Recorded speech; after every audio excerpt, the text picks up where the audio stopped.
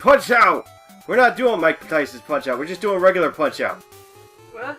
Yeah, just regular Punch-Out. Nobody likes Mike Tyson. Yep. Pretty sure this is supposed to be Mike Tyson's Punch-Out. By the way, we got a new guy with us. Oh. Name's Mark. How you Mark. Hi, Mark. Hello, peoples. We are very old, and I was made before this video game was made. You were made? Yeah. I was made before Joe.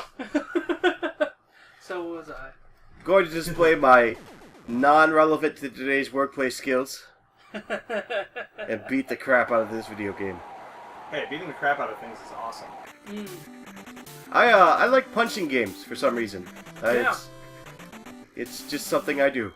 I don't punch people in real life, but boy, if you give me the option to punch in a video game. Especially Punch Glass Mario. Joe. Glass Joe makes good for good punching. Just, Oh, you're not going to do the one-hit knockout? oh, I am. When he charges me. No, I mean literally the one-hit knockout. I have no idea what you're talking about. Oh, yeah, if you just stand there and do nothing for the first, like, minute or so, or minute 10 of the match, he won't do anything, and then he'll immediately do his rush at you He attack, hit me! and No. you can KO him with a single punch thrown. Well, that's a little cheaper than I normally go. I Yeah, feel but it's awesomer. I do feel offended that he managed to punch me once. Yeah, seriously, I feel offended that he managed to punch you once. Should never suck. get punched. This is a session of watching Joe get wrecked by a video game. That's not happening. Uh-huh. I mean, Mr. Dream might catch me unawares a bit. But, I will totally eat every single one of my words as soon as I get to the Bald Bull. Oh my god, I got hit again. See, I had this thing where I was describing before we started rolling here about how I'm abysmal at this game, but I'm really not that bad at it. I'm more or less average at it. Like, because the game's got a good difficulty curve. The first guy is so pathetically easy that you have to actively try to lose. Which, And then Von Kaiser is like, okay, this guy can beat you. no. But he probably won't, ever.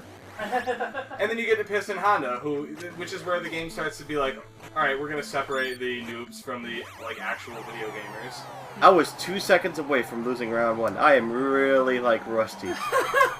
But the game gets significantly more difficult as you get later in the game. Like, I feel like it curves really well. And for me, that point where it starts to just make me want to throw things is, Soda Popinski?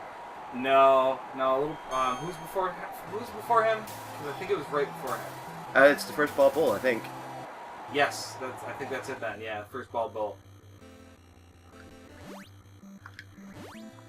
You think... Shakes his head. I think Bald Bull's an exercise in just understanding the game. If you don't understand the game, you can get to Bald Bull. Speaking of secrets, though, Mark. 3 stars, gonna win this fight. Oh yeah, everybody knows this, or at least they... I just say everybody knows this because they should. Yeah. I'm really surprised you didn't know about the one-punch knockout on Vast Joe. It's probably something I did, but did not commit to memory. Like, I did it when I was first playing this as a little Yeah, kid. you just sit there and don't do anything, and then after about a minute or so, like, he just pops back, does his little thing, and does his rush attack, and you just catch him once, and he drops, and he doesn't get back up. It's awesome. He really is Glass Joe. Just the cheapest victory possible here. Yeah. I'm sure that'll come in handy. They make the later uppercut fights. stars so easy to get on Von Kaiser, though. Yeah. And of course, he's super vulnerable to the uppercuts. Almost everybody has a dumb knockout trick, though. Apologize for Uppercut the is coughing, super for effective. I am sick. Like the one for the first Don Flamenco. Everybody knows that one. Yeah. Just left, right, left, right, left. Yeah. I remember when I was like 6 or 7, first time I got to Piston Honda. Basically the first time I played the game. Just a hug up. He wrecked my anus so bad. Like, he beat me so savagely. Hey, But I was 6 or 7 and I didn't understand the mechanics of the game. Yeah. I mean, at sometimes I might, like, look like I'm just beating the shit out of him, but this was after days, weeks, months of just playing this game over and over again because I had no life. And that's what Nintendo games were designed for. They were designed to take up that much of your time. Video games were a way of making you not annoy your parents. Because you had to get Uh-oh. your money's worth. Oh no! Got him. Oh! I am so bad at that. Which is hilarious because I have really, really tight reflexes in video gaming as a general rule. I'm usually a very good time. You've seen me playing that video games. Yeah. You've seen you do some pretty obscene things in Mega Man games, for example. I believe you are one of the people who has witnessed me defeat Sting Chameleon with no upgrades without getting hit. Yep, and which is damn near an impossibility. I still believe you are a witch. So timing isn't the issue for me, but for some reason, I can't read that. Yep. I can't catch him with that. I usually just wind up blocking or dodging the hits. No wonder you have a problem with Bald Bull. When he charges you, you're screwed. Yeah. No, I usually just get beat up before he gets to that part. I'm actually pretty good at catching him with the knockout blow when he does the full charge. Really? Yeah, I usually just get beat up before I get to that point because I'm just mediocre at this game in general. It's all memory. It really is. They all have a pattern. Yeah. And if you know it, you're fine. If you don't, you get your ass kicked. I've read about the pattern. I've been told about the pattern. I've had people demonstrate the pattern. But for some reason, I've just never been able to adjust to it. I'm okay with it though because the game's still really fun. The game will teach you to have a nervous tick that you need to have when facing Mike Tyson / Mr. Dream. I've seen a video, obviously not this video, Yeah. of somebody beating Mike Tyson in the first round. I don't think that's possible. I think there were some games you need to each there. I'm not entirely sure, but it's not exactly a prolific video.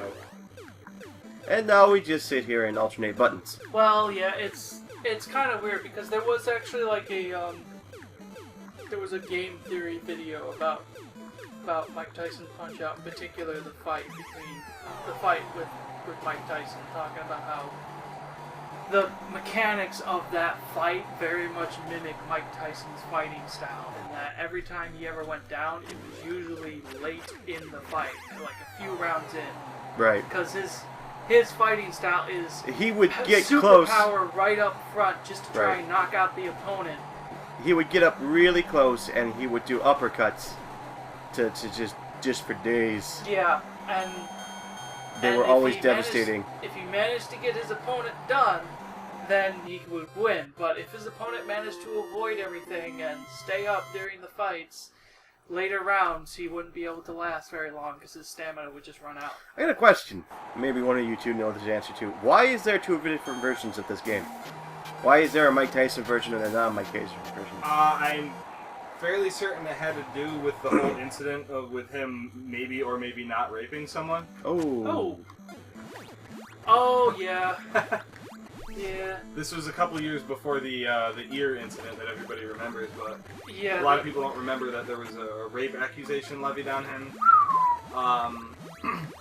And that kind of made Nintendo get a little wary about having him be a poster boy for them. Not for the kids. Not for the kids, yes.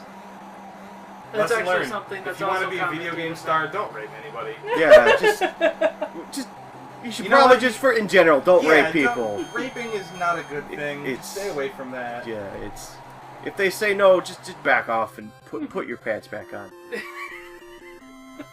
Man, they were working Such quick if the pants quality. were already off. Wow. Turbo rapist. Such quality entertainment just- right here. Just no means no. Man, Not- this game has so many racist stereotypes. oh yeah, this is Oh yeah, This is great. This Soda- guy's great. it's racism Soda we Pop- get to enjoy because we didn't make it, the Japanese did. Soda Popinski was actually supposed to be like Vodka Drunkinski. Yeah. Well, he was in the arcade version. Yeah. He actually was. They only changed it for the home version. Yeah. I guess there was also a pizza pasta. Yes! And the arcade version had a couple of guys that weren't in the home release. But they did get added in either Super Punch-Out and or the Wii Punch-Out. All the old characters from the original arcade game are in those two games between them. Time to get more stars. Including Donkey Kong.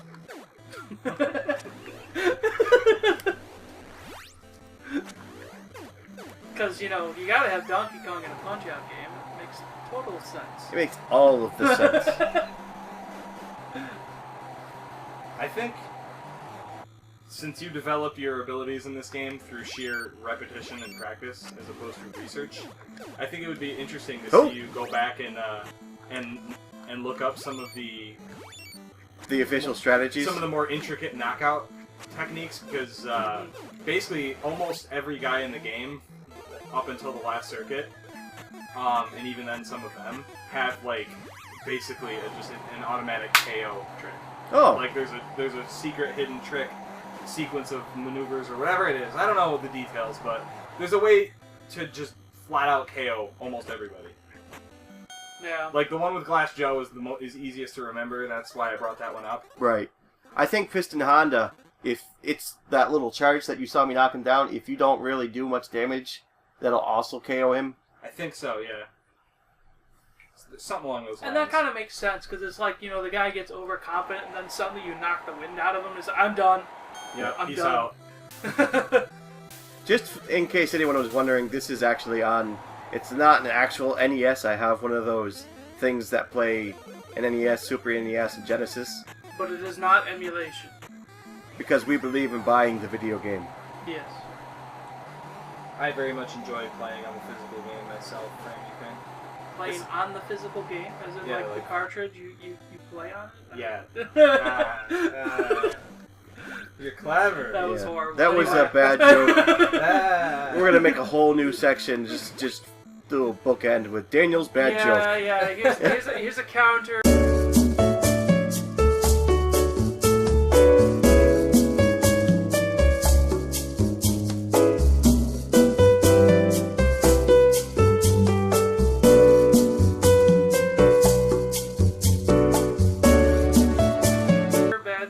As opposed to emulation. Right. Clearly is what I was implying there. Oh. I mean, I'm not trying to judge people who emulate, but sometimes you just can't find a game. Yeah. That's a real thing. Yeah. And you really want to play. And sometimes games just don't plain work on the original console. Yep. Yeah. Sometimes even when the games work for games that run with like a battery save feature, like old NES cartridges, Legend of Zelda, and the like, the battery just dies. So you can turn it on and you can play it, but you're not recording your progress. So which is why there's that whole legal, like, you can use an emulation if you have the actual cartridge. Yeah. Yet another reason to own the actual cartridge. Right. Yeah. Or disc or whatever it may be. Well, I mean, originally I think isn't emulation was supposed to be like a kind of way to trial test a game to see if you really like it. No, it was meant to be like a backup. Right. Of like, oh, I have this old expensive collectible game that I actually own, and I want to play it, but I don't want to like open it. Oh, okay, yeah. So that way you can keep it for your Here's collection. Bulbul. Yeah. I think that was probably the general idea behind emulation in its infancy, but regardless, people do it for shady things now. Yeah. And here's the bald man himself, the Turkish tank. The guy who very much resembles members of my family because of baldingness. Except me. Except you. Actually, with the mustache and the baldness and his imposing stature, he actually looks like an old family friend of ours. From my family. He looks remarkably like this guy, the family friend we used to call Uncle Larry. That's creepy. Who was not actually our uncle. That's extra creepy. Anybody want to go talk to Uncle Larry? No, I don't want to talk to Uncle Larry. Uncle Larry was awesome though. He taught me the wonderful joys of the Fifth Avenue candy bar. And up until that point in my young, sad life, I ate Butterfingers. Alright. And the shame that I didn't know I bore. Thank God you actually came back to an actual candy bar, because that sounded like a disgusting move. That the uncle would just say, yeah, this is a special candy bar. Here we go. Gone! I can't do that! Gone! I can do it. I usually just get wrecked before it gets to that point. It's not skill, everybody. It's just my fingers know when to do it.